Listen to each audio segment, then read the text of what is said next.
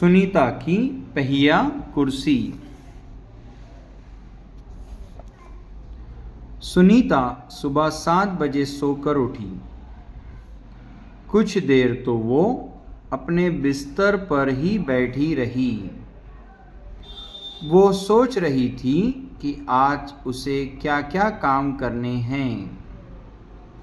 उसे याद आया कि आज तो बाजार जाना है। सोचते ही उसकी आंखों में चमक आ गई। सुनीता आज पहली बार अकेले बाजार जाने वाली थी। उसने अपनी टांगों को हाथ से पकड़कर खींचा और उन्हें पलंग से नीचे की ओर लटकाया। फिर पलंग का सहारा लेती हुई अपनी पहिया कुर्सी तक बढ़ी। सुनीता चलने फिरने के लिए पहिया कुर्सी की मदद लेती है।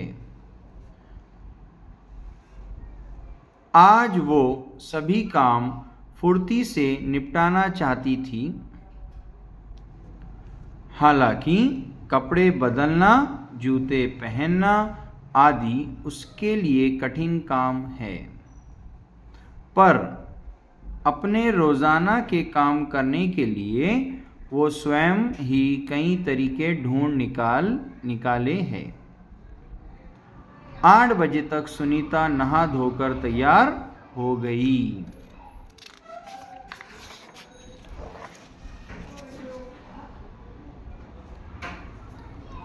माँ ने मेज़ पर नाश्ता लगा दिया था। माँ अचार की बोतल पकड़ाना, सुनीता ने कहा। सुनीता ने क्या कहा? माँ अचार की बोतल पकड़ाना, सुनीता ने कहा। अलमारी में रखी है, ले लो, माँ ने रसोई घर से जवाब दिया।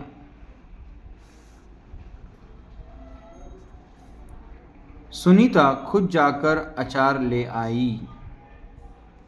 नाश्ता करते करते उसने पूछा, माँ बाजार से क्या क्या लाना है?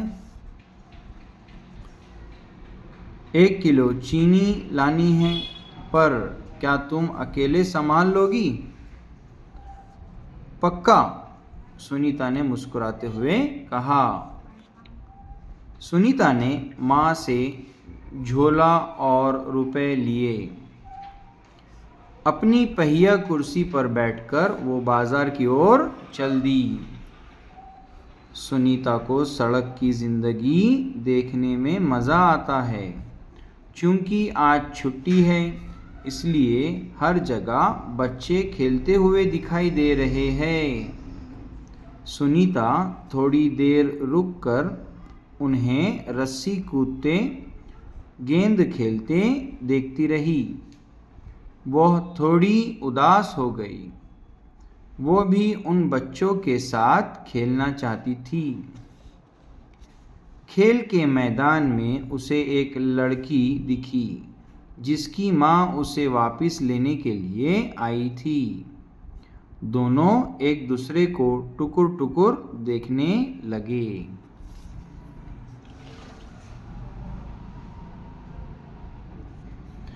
फिर सुनीता को एक लड़का दिखा। उस बच्चे को बहुत सारे बच्चे छोटू छोटू बुलाकर चिढ़ा रहे थे। उस लड़के का कद बाकी बच्चों से बहुत छोटा था।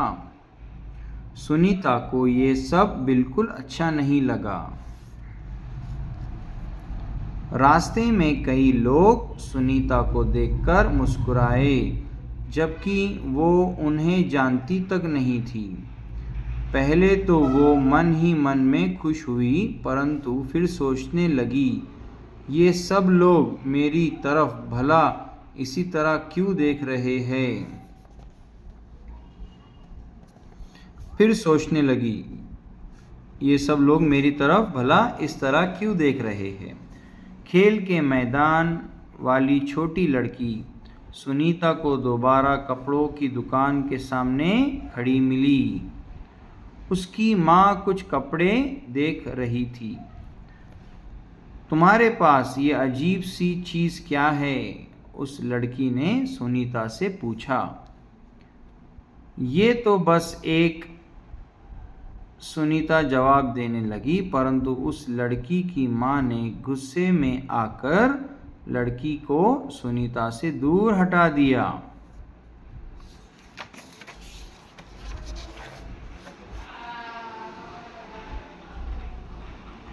इस तरह का सवाल नहीं पूछना चाहिए फरीदा। अच्छा नहीं लगता, माँ ने कहा।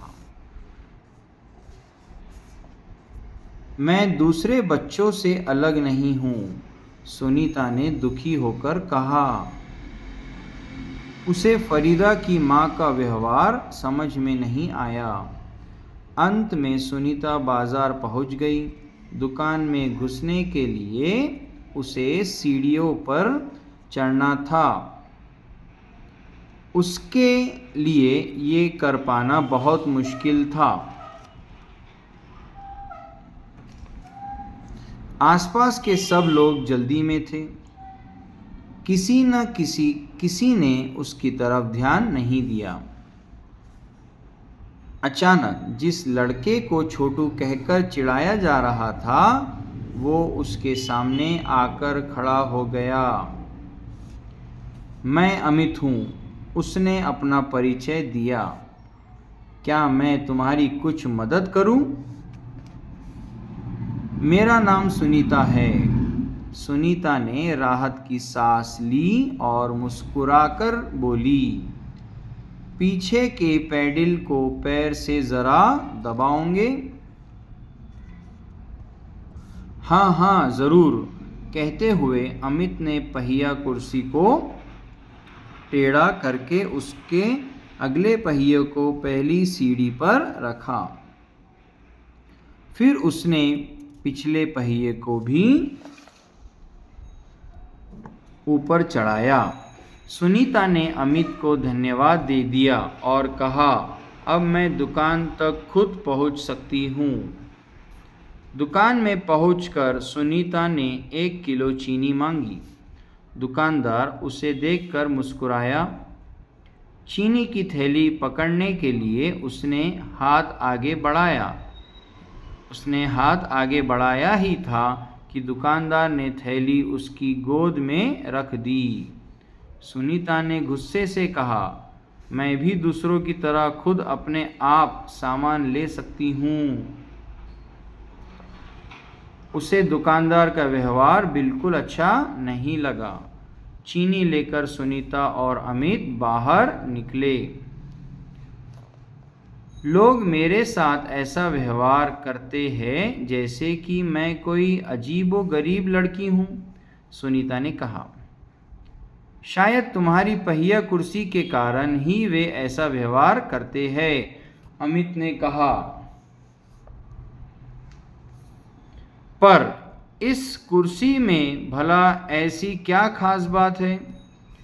मैं तो बचपन से ही इस पर बैठकर इसे चलाती हूँ, सुनीता ने कहा। अमित ने पूछा, पर तुम इस पर क्यों बैठती हो? मैं पैरों से चल ही नहीं सकती।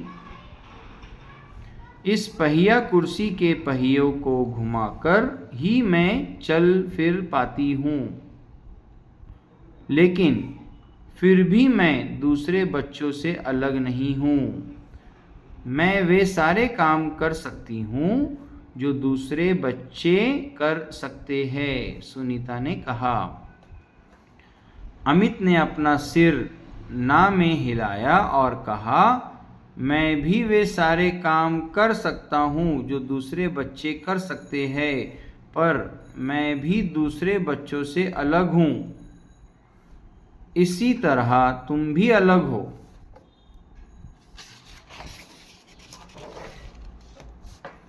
सुनीता ने कहा, नहीं, हम दोनों दूसरे बच्चों जैसे ही हैं।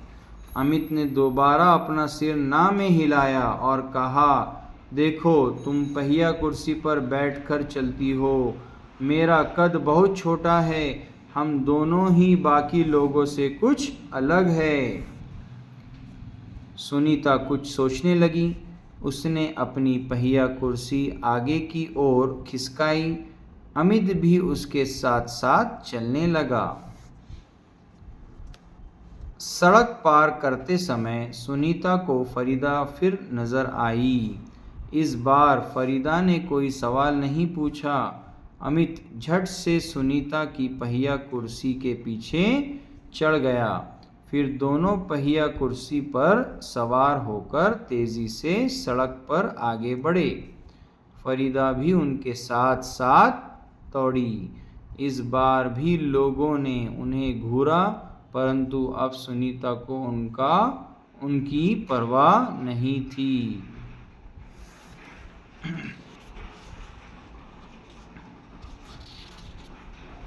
उम्मीद करता हूँ बेटा सबको रीडिंग अच्छे से आ गई है, समझ आ गई है।